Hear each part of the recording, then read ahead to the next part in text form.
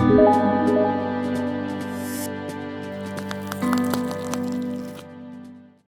sore Pak Andito, Pak Nino. Panggilan Selamat Pak sore, Nino ya. Mas Ibnu. Permisi saya perkenalkan dulu nggih Pak Nino kepada Silakan. audiens. Saya Mangga.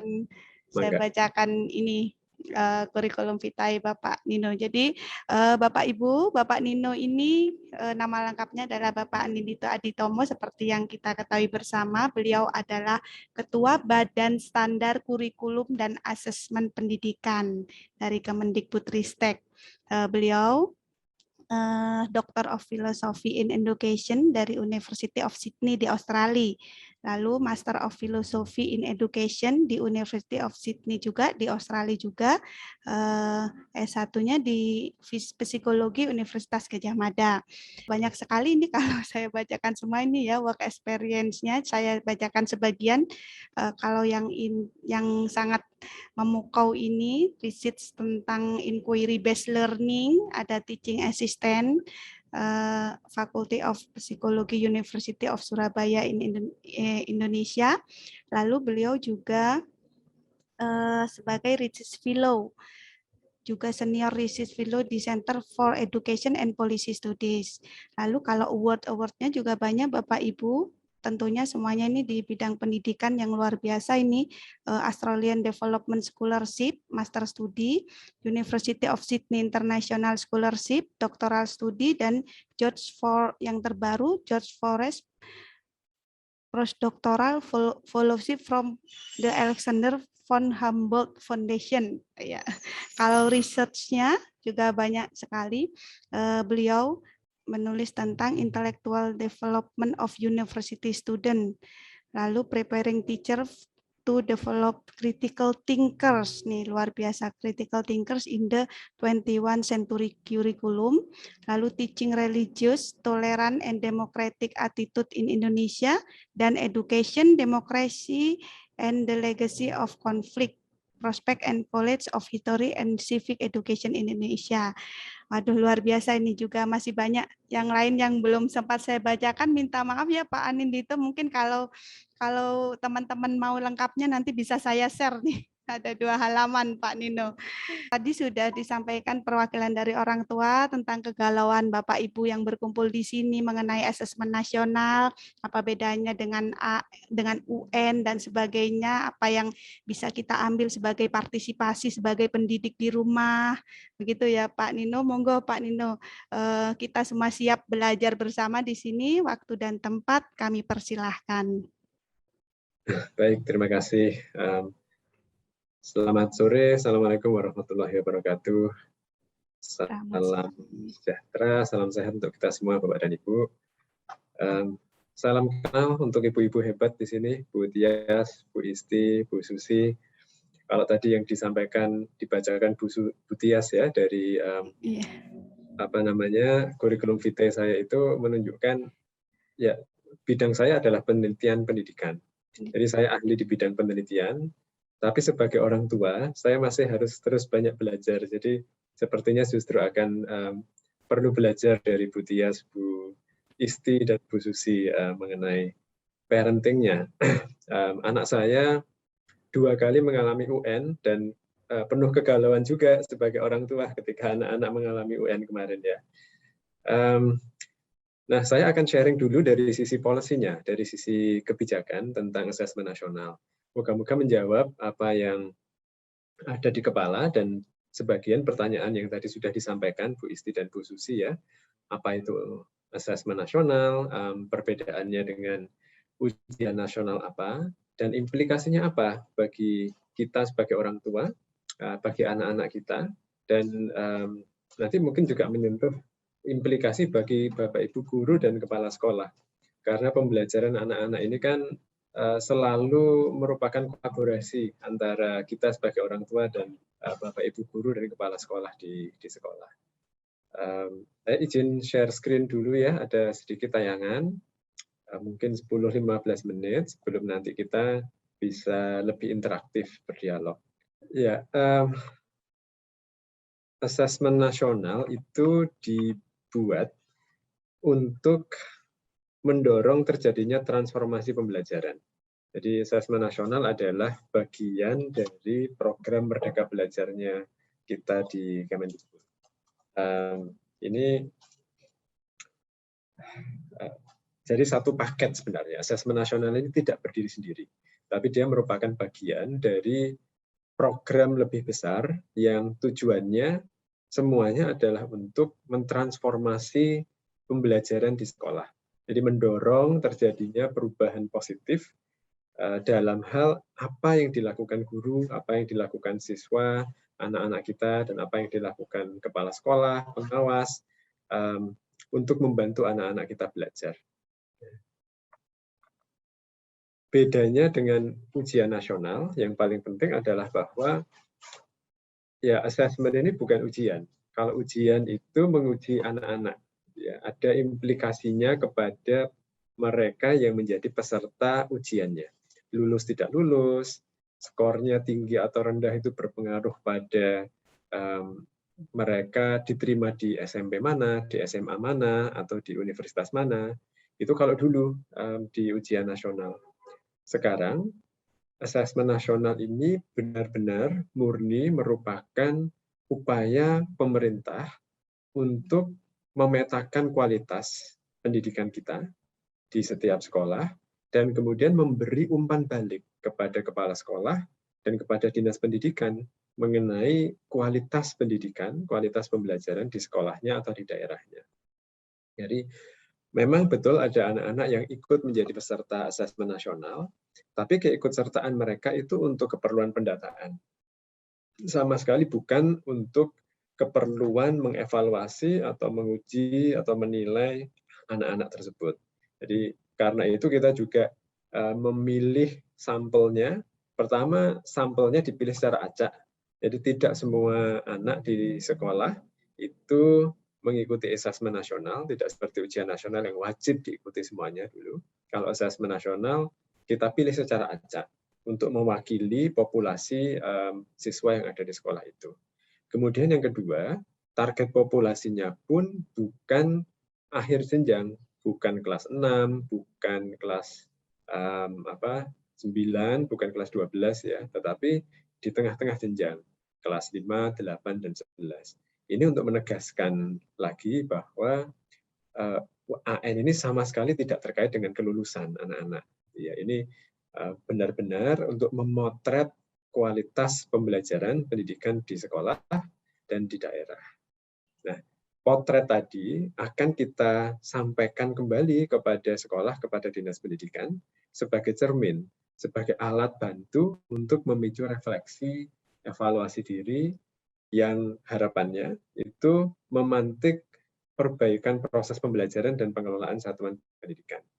Jadi harapannya dengan adanya asesmen nasional ini, guru, sekolah, pengawas, dinas pendidikan itu berpikir ulang tentang apa sih yang masih perlu kita perbaiki di sekolah saya, di daerah saya. Apa yang bisa kita lakukan untuk meningkatkan kualitas pendidikan? Apa yang perlu kita lakukan untuk menutup kesenjangan? Jadi pertanyaan-pertanyaan seperti itu yang ingin kita pantik pada guru, sekolah, dan dinas pendidikan ya, dan pengawas. Nah, hal itu harapannya tentu ujungnya adalah peningkatan karakter dan kompetensi peserta didik. Jadi kita tidak ingin melakukan asesmen nasional semata-mata untuk mendapatkan data. Tapi yang paling penting adalah manfaat dari pendataan itu. Data itu harus dikembalikan lagi sebagai umpan balik, yang itu harapannya bisa mendorong terjadinya perubahan cara berpikir, perubahan praktik, praktik pengajaran, praktik kepemimpinan sekolah, praktik pengawasan sekolah, yang semuanya mengarah pada peningkatan karakter dan kompetensi. Nah, ini secara garis besar, filosofi asesmen nasional itu seperti ini. Ya, desain asesmen nasional itu dilandasi pada filosofi pengembangan karakter dan kompetensi ini. Nah, secara lebih spesifik, asesmen nasional akan memberi umpan balik tentang dua hal. Yang pertama, hasil belajar. Jadi hasil belajar apa sih yang perlu diprioritaskan oleh guru, oleh kepala sekolah? Kita memilih hanya beberapa hal saja. Secara kognitif ada literasi membaca, ada literasi matematika atau numerasi. Ya. Ini memberi signal bahwa yang penting itu membantu anak-anak kita untuk menjadi pembaca yang antusias, untuk cinta dunia buku, untuk senang membaca, untuk terus-menerus mencari informasi, mencari pengetahuannya sendiri. Gitu. Alih-alih mementingkan keluasan atau ketuntasan penyampaian materi. Jadi kadang-kadang guru dan kepala sekolah kita masih berpikir dalam kerangka yang tugas utama kita sebagai pendidik adalah menuntaskan materi yang ada di buku teks, menuntaskan materi yang ada di kurikulum. Ya. Padahal itu sekunder. Materi kurikulum itu ada dipelajari sebenarnya untuk apa? Untuk mengembangkan kompetensi yang mendasar kan. Salah satunya adalah literasi membaca dan literasi matematika.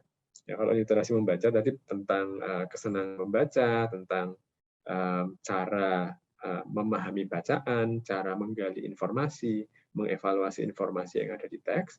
Kalau literasi matematika atau numerasi, itu adalah penerapan logika dan matematika dasar untuk menyelesaikan problem-problem sehari-hari. Jadi problem konteks konkret sehari-hari gitu ya. Ini bukan matematika tingkat lanjut, statistik tingkat lanjut atau apalagi kalkulus, trigonometri gitu. Tapi konsep-konsep matematika yang lebih dasar yang berguna untuk problem-problem sehari-hari. Jadi yang ditekankan bukan hafalan rumus,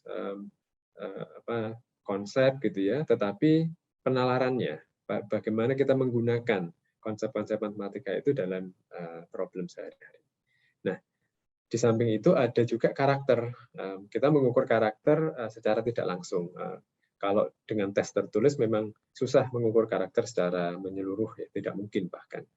Tapi ini tetap kita ukur sebisa mungkin sikap-sikap, nilai-nilai, values, kebiasaan yang melandasi karakter-karakter penting seperti gotong royong, kreativitas, bernalar kritis, iman, takwa dan akhlak mulia, kebinekaan, ya, toleransi, serta kemandirian.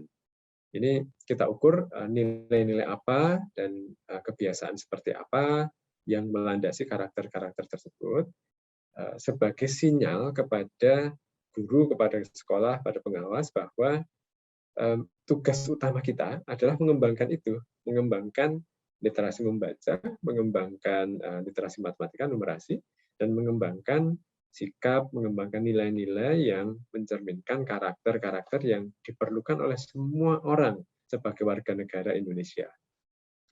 Jadi itu satu hal, ini sebelah kiri ini ya. Asesmen nasional memberi sinyal, memberi informasi dan sinyal bahwa tugas utama kita sebagai pendidik adalah mengembangkan itu, kompetensi dan karakter murid. Nah, kelompok informasi yang kedua adalah tentang ciri-ciri sekolah yang efektif. Jadi kita memberikan juga gambaran tentang apa sih yang menjadi karakteristik sebuah sekolah yang berhasil, yang efektif dalam mengembangkan kompetensi dan karakter tadi.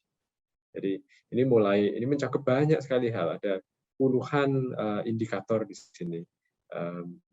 Termasuk yang utama adalah ciri-ciri pengajaran atau pembelajaran yang baik di kelas. Ya, mulai dari bagaimana cara guru mengelola perilaku di kelas, classroom management, ya, pengelolaan kelas. Kemudian bagaimana guru memantik proses berpikir yang mendalam.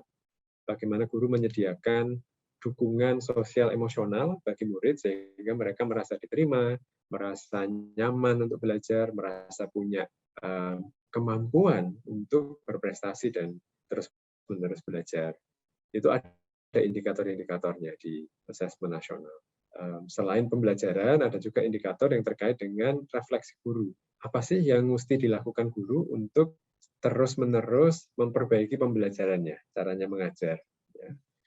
Kemudian ada untuk kepala sekolahnya juga. Jadi seperti apa kepemimpinan kepala sekolah yang berorientasi pada pembelajaran. Itu ada banyak indikator di sana. Sampai ke program-program sekolah dan iklim iklim sekolah. Iklim ini ada iklim akademik, ada iklim sosial kebinekaan, ada iklim keamanan. Jadi ini menjadi prasyarat bagi pembelajaran. Kalau anak-anak merasa tidak aman di sekolah, kalau anak-anak merasa tidak diterima, didiskriminasi di sekolah, tentu mereka tidak akan merasa nyaman dan tidak akan bisa belajar juga. Jadi ini kita ukur, ada indikator-indikatornya, dan sekali lagi indikator ini kita kembalikan kepada sekolah sebagai bahan untuk evaluasi diri, dan harapannya sekolah akan punya, kita beri rekomendasi juga gitu ya. Sekolah akan punya insight, ide tentang apa yang bisa dan perlu mereka lakukan untuk meningkatkan kualitas pembelajaran di sekolah. Ya, data yang kaya tadi itu akan kita tampilkan kepada Bapak Ibu Kepala Sekolah dan Dinas Pendidikan dalam bentuk rapor pendidikan. Ini yang dulu atau sekarang dikenal sebagai peta mutu pendidikan ya. Ini kita revamp lah. Ini peta mutu pendidikan 2.0. Kita rancang ulang platform digitalnya sehingga bisa menampilkan informasi yang paling penting untuk diperhatikan oleh masing-masing sekolah. Itu kira-kira filosofinya, desainnya. Dan yang perlu saya tekankan adalah bahwa informasi ini bukan informasi publik. Nah, ini adalah informasi yang kita sediakan kepada kepala sekolah untuk bercermin. Ini ibaratnya kalau kita datang ke dokter atau ke rumah sakit untuk medical check up, hasilnya itu ya tidak lantas ditempel di papan pengumumannya rumah sakit gitu kan, atau diposting di sosmed gitu. Tapi hasil diagnosisnya itu dikembalikan kepada kita sebagai pasiennya dan tentu diketahui oleh dokternya. Ini sama, rapor pendidikan ini hanya akan diketahui oleh masing-masing sekolahnya. Jadi tidak dibuka kepada kepala sekolah yang lain, apalagi kepada publik. Tapi tentu saja Dinas Pendidikan akan bisa melihat hasil agregasinya untuk sekolah-sekolah yang berada di wilayahnya. Karena mereka bertanggung jawab untuk mendorong peningkatan kualitas juga. Nah, sekali lagi tidak ada skor individu ya di sini. Skornya itu agregasi semuanya, kumpulan. Skornya itu mencerminkan sekolah itu sebagai sebuah keseluruhan, sebuah kesatuan. Nggak ada individu murid, guru maupun kepala sekolah. Dan cara kita mengembalikan atau menampilkan hasilnya juga ini sangat menghindari pelabelan negatif. Kita tidak ingin ada label-label yang mengerikan gitu ya. Dan juga menghindari ranking. Jadi kita orientasinya, cara berpikir yang ingin dipicu itu bukan saya ranking berapa dibandingkan sekolah-sekolah yang lain, tetapi saya sudah berhasil mengalami mendorong terjadinya perbaikan dari tahun ke tahun. Jadi progres perbandingannya itu bukan terhadap sekolah lain secara spesifik ya, tetapi terhadap rata-rata sekolah lain yang memiliki sumber daya dan siswa latar belakang sosial ekonomi yang sama dengan sekolah saya. Jadi kalau dibandingkan dengan rata-rata sekolah lain yang mirip dengan sekolah saya, kinerja sekolah saya itu seperti apa? Itu kira-kira. Nah, ini memang kita masih berada dalam pandemi ya, sayangnya. Alhamdulillah sudah sangat turun dibandingkan beberapa minggu terakhir, tetapi tidak bisa kita pungkiri kita masih belum terbebas dari pandemi COVID. Karena itu asesmen nasional yang tadinya direncanakan serentak dilakukan secara nasional, ini tentu kita harus mengikuti kebijakan makro tentang pandemi, tentang PPKM. Jadi asesmen nasional hanya akan dilakukan di daerah-daerah yang memang sudah boleh melakukan PTM terbatas. Jadi asesmen nasional ini secara risiko COVID, secara protokol COVID itu sama dengan PTM terbatas. Anak-anak datang ke sekolah dengan masker, dengan menjaga jarak, ya, satu ruangan maksimal berapa orang, itu protokolnya sama persis dengan PTM terbatas. Kalau PTM terbatas sudah boleh dilakukan, maka secara logis asesmen nasional juga boleh dilakukan sama, karena sama dari sisi COVID-nya. Dan kenapa pandemi ini justru menegaskan pentingnya melakukan asesmen nasional? Ya karena dari banyak studi yang kita sudah lakukan di Indonesia maupun internasional, itu ada indikasi bahwa pandemi ini menghilangkan kesempatan belajar, learning loss ya, bagi banyak murid. Dan learning loss-nya itu cukup serius. Nah, misalnya studi inovasi di 7 kabupaten itu mengindikasikan adanya penurunan 40% sampai 50% dalam hal kemampuan membaca dan matematika di murid kelas 1 ke 2. Memang selama pandemi ternyata berita gembiranya adalah masih tetap ada pembelajaran dari kelas 1 ke kelas 2 selama setahun belajar jarak jauh gitu ya di masa pandemi. Itu ada peningkatan skor, ada hasil belajar yang meningkat. Tapi peningkatannya tidak setinggi, tidak sebanyak peningkatan yang terjadi sebelum pandemi. Jadi ada pengurangan efektivitas belajar. Nah, tapi ini ternyata tidak terjadi di semua daerah. Di Bukit Tinggi misalnya, ada studi yang menunjukkan bahwa beberapa bulan belajar jarak jauh dari rumah di tahun 2020 itu hasilnya malah sedikit lebih tinggi daripada tahun 2019 sebelum ada pandemi. Jadi dampak learning loss ini bervariasi intinya. Kita tidak agak susah untuk memetakan daerah mana yang mengalami learning loss seberapa banyak.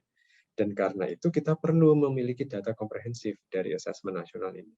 Hanya dengan punya data seperti ini, Kemdikbud, pemerintah itu bisa mengalokasikan anggaran, mengalokasikan sumber daya yang pasti terbatas anggaran dan sumber daya ini ya, secara lebih tepat. Jadi kita akan bisa mengalokasikan misalnya intervensi program kampus mengajar yang memfasilitasi mahasiswa untuk menjadi tutor teman belajar literasi numerasi di SD dan SMP. Ini jumlahnya tentu terbatas. Nah, kalau kita punya data komprehensif dari asesmen nasional, kita akan bisa mengarahkan program kampus mengajar ini pada SD dan SMP yang paling membutuhkan pendampingan, yang paling tertinggal dari sisi literasi dan numerasinya.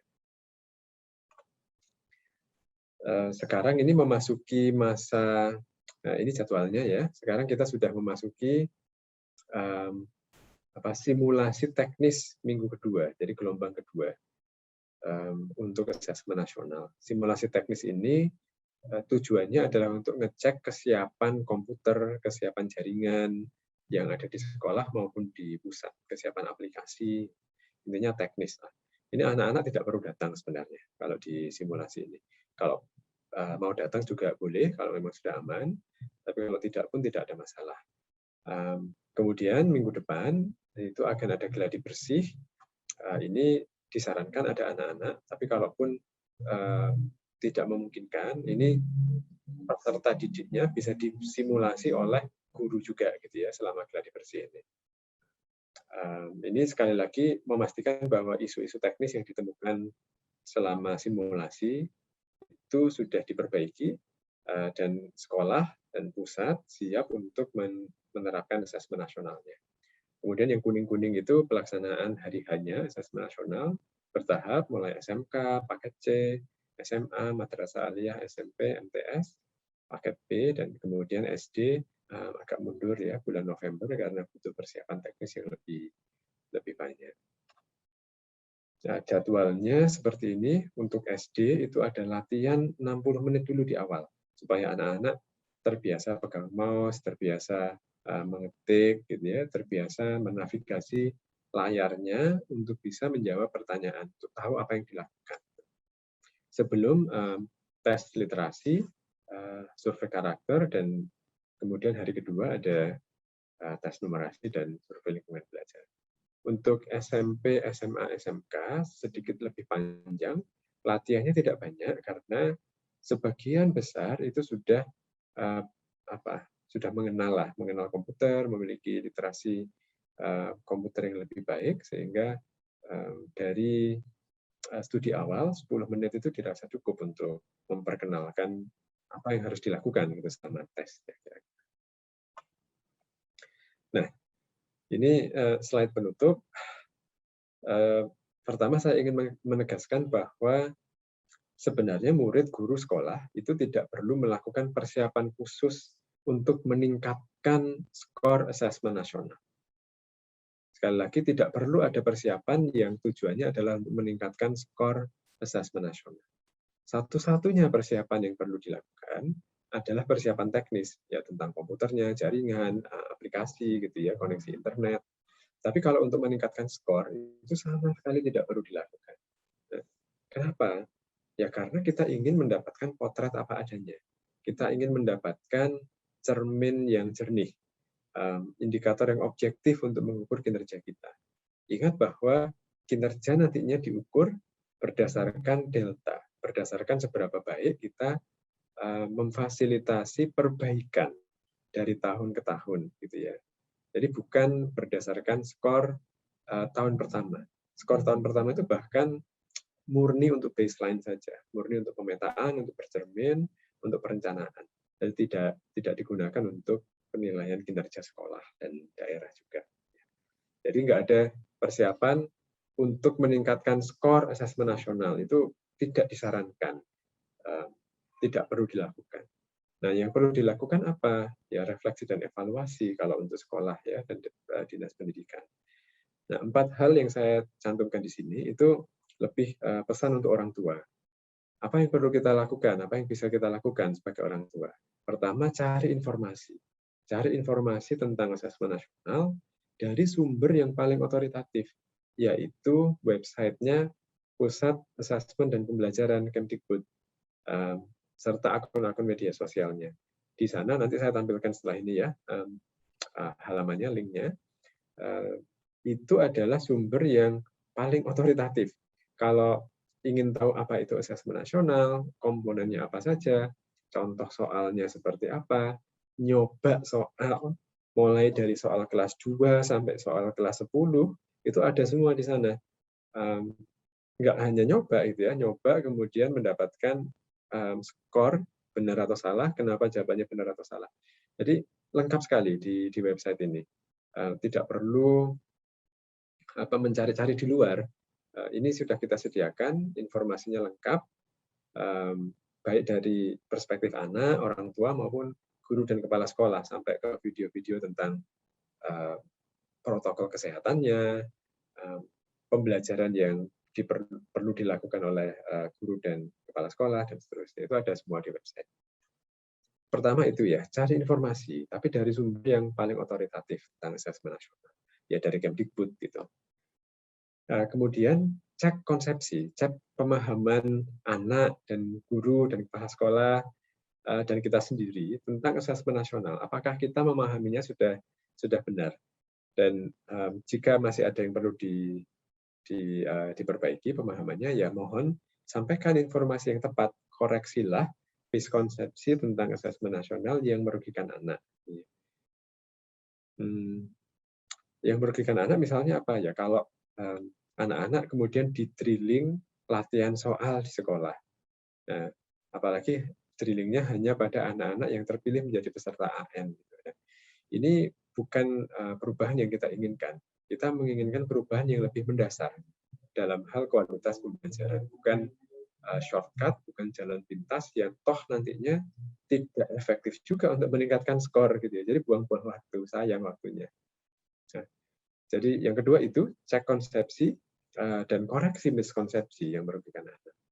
Kemudian yang ketiga, nah ini saya tidak perlu menyampaikan kepada ibu-ibu sidina, sepertinya ini sudah dilakukan dan juga sudah dilakukan dengan sangat-sangat baik. Menjadi teman belajar anak-anak kita. Sebagai orang tua nggak perlu beli buku persiapan asesmen nasional, apalagi sampai bayar bimbel. Ini mohon maaf kalau ada yang dari bimbel ya. Tapi nggak perlu bimbel untuk persiapan asesmen nasional itu. Yang diperlukan adalah kita hadir sebagai teman belajar anak-anak kita. Jadi kalau anak-anak kita ingin mereka senang membaca, ya temani mereka membaca. Diskusikan buku seperti apa yang menarik minat mereka. Gitu ya. Tumbuhkan kecintaan pada buku, pada dunia bacaan. Membacalah bersama-sama. Diskusikan buku itu. Gitu ya. Tidak harus buku juga, majalah yang bagus bisa, koran-koran yang bagus juga bisa. Dan tidak hanya tentang membaca juga ya, fasilitasi semua hobi yang mengasah daya nalar, mengasah cara berpikir dan karakter anak, kolaborasi, kepekaan sosial, kemandirian, itu semua adalah karakter-karakter yang sangat penting untuk dikembangkan melalui pembelajaran. Dan itu yang kita fokuskan di asesmen nasional, literasi, daya nalar, dan karakter anak, gitu ya. Bukan pengetahuan yang luas, tapi seringkali rapuh. Kita hafal sampai dengan jam ujian, tapi setelah soal lembar-lembaran dikumpulkan, informasinya sudah sebagian besar hilang dari kepala kita. Kita nggak ingin ke arah sana. Nah, keempat, ajak kolaborasi. Ini lebih jauh lagi, kita bisa aktif mengajak guru, sekolah untuk berefleksi apa yang perlu kita lakukan bersama-sama antara orang tua dengan sekolah, ya, agar pembelajaran lebih efektif, membantu mengembangkan nalar dan karakter anak tadi. Bagaimana ya caranya mengubah dari paradigma tuntas menyampaikan materi ke paradigma pengembangan kompetensi anak-anak didik. Ini website dan Instagram dan Facebook yang bisa menjadi sumber informasi otoritatif tentang asesmen nasional. Saya akhiri di situ dulu. Nanti mungkin ini saya cantumkan di chat atau ke panitia gitu ya website-nya. Terima kasih atas perhatiannya teman-teman semua, Bapak Ibu. Saya kembalikan ke Tias. Silakan Tias. Terima kasih Pak Nino, luar biasa sekali Pak Nino. Penjelasannya tadi gamblang ya Bapak Ibu, semuanya sudah jelas. Cuman ada PR besar nih dari Pak Nino tadi. Kalau boleh saya catat itu tadi, inti-intinya bahwa asesmen ini merupakan intinya adalah bukan ujian Bapak Ibu ternyata. Jadi paradigma kita yang sudah bertahun-tahun mau mempersiapkan anaknya asesmen, aduh gimana ini, gimana ternyata harusnya nggak begitu ya Pak Nino. Paradigmanya udah bergeser dari yang paradigma menghadapi belajar untuk ujian dengan paradigma yang kita itu mengadakan pembelajaran untuk peningkatan kompetensi begitu ya Pak Nino. Jadi kayaknya PR besarnya ini lumayan istimewa dan lumayan tadi mendengarnya itu sempat terenyuh gitu ya Pak Nino, betapa kita itu tugasnya juga peran orang tua untuk meningkatkan kompetensi, cita-cita peningkatan kompetensi anak itu juga sebenarnya dari 4 hal tadi yang dititip Pak Nino itu kita sangat berperan berarti ya Pak Nino. Kalau boleh saya bacakan lagi tadi ya Bapak Ibu, ada 4 hal yang bisa kita lakukan karena pertanyaan ini banyak sekali, kita harus bagaimana nih orang tua nih, tadi mungkin bisa kita lebih resapi lagi bahwa yang pertama tadi pesan dari Pak Nino, cari informasi dari sumber yang paling otoritatif tadi ya, sudah ada websitenya dari Kemdikbud dan saya juga sudah pernah lihat Pak Nino luar biasa sekali soal-soalnya itu bernalar banget dan keseharian banget, sebenarnya bukan yang sulit-sulit harus hafalin rumus gitu ya Pak Nino, tapi benar-benar aplikatif Bapak Ibu, benar-benar itu mengasah apakah anak-anak kita itu sudah punya nalar atau belum gitu, bisa berpikir kritis atau tidak. Sepertinya yang saya lihat sih sebagai orang tua kemarin sempat tengok-tengok gitu Pak Nino, sepertinya begitu. Berikutnya yang tadi dipesankan oleh Pak Nino adalah kita harus cek ya, harus cek konsep dan pemahaman di lingkungan kita. Jadi PR kita nih Bapak Ibu, kita harus cek di sekolahnya konsepnya tentang AN udah benar belum, maksudnya udah sesuai dengan transformasi paradigma yang ingin dibangun atau belum gitu. Apakah masih melakukan drilling, apakah justru sebaliknya fokus untuk meningkatkan kompetensi bernalar gitu ya Pak Ninus, kira-kira seperti itu.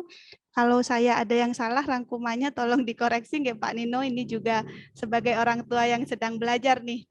Oke. Lalu yang berikutnya, yang ketiga pesan dari Pak Nino itu kita menjadi teman belajar Bapak Ibu di rumah ya. Jadi belajar yang justru tidak fokus pada sekedar menghafal katanya Pak Nino tadi. Belajar yang bagaimana yang bisa membangun kompetensi bernalar sih, bagaimana sih belajar itu yang anak-anak itu semakin rasa ingin tahunya tinggi ngeten nggih Pak Nino. Keinginan untuk semakin mencari informasi, bagaimana tekniknya, bagaimana kita memantik katanya Pak Nino tadi, bagaimana kita memantik obrolan yang bisa menciptakan anak-anak yang istilahnya kritis, inovatif sesuai karakter yang mau kita tuju tadi ya Pak Nino, mandiri, berketuhanan, berakhlak mulia, kolaboratif, berkebinekaan global dan lain-lain. PR kita bersama Bapak Ibu nanti kayaknya butuh sesi-sesi untuk diskusi lagi nih Bapak Ibu mau gimana aksinya gitu kita ya sebagai orang tua yang bercita-cita ingin mendukung kegiatan asesmen nasional ini supaya benar-benar dampaknya itu bermakna untuk anak-anak kita, dampaknya benar-benar peningkatan kompetensi bukan dampaknya kita jadi stres gitu ya Pak Nino ya, supaya dampaknya benar-benar menjadikan anak-anak kita tuh karakternya menjadi lebih halus budi pekertinya gitu ya, lebih bernalarnya lebih meningkat, kompetensinya lebih meningkat baik di literasi maupun numerasi. Lalu yang keempat, Bapak Ibu, PR kita bersama ya melakukan aksi kolaborasi, Bapak Ibu melakukan aksi kolaborasi, berefleksi apa yang perlu kita lakukan untuk mengembangkan nalar, untuk mewujudkan pergeseran paradigma dari belajar yang sekedar ingin menuntaskan materi, belajar yang ingin sekedar pokoknya ini harus selesai nih gitu. Kita kadang ya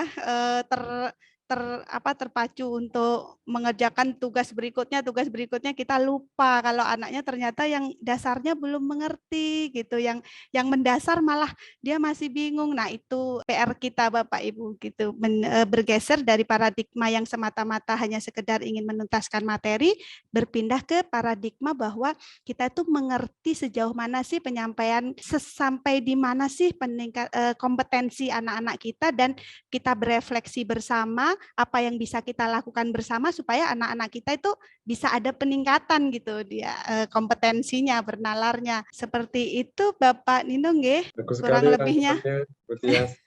yang saya catat tadi itu, dan luar biasa sekali Pak Nino, doakan semoga kita ini barisan orang tua ini bisa mendukung nggih Pak Nino nggih ya.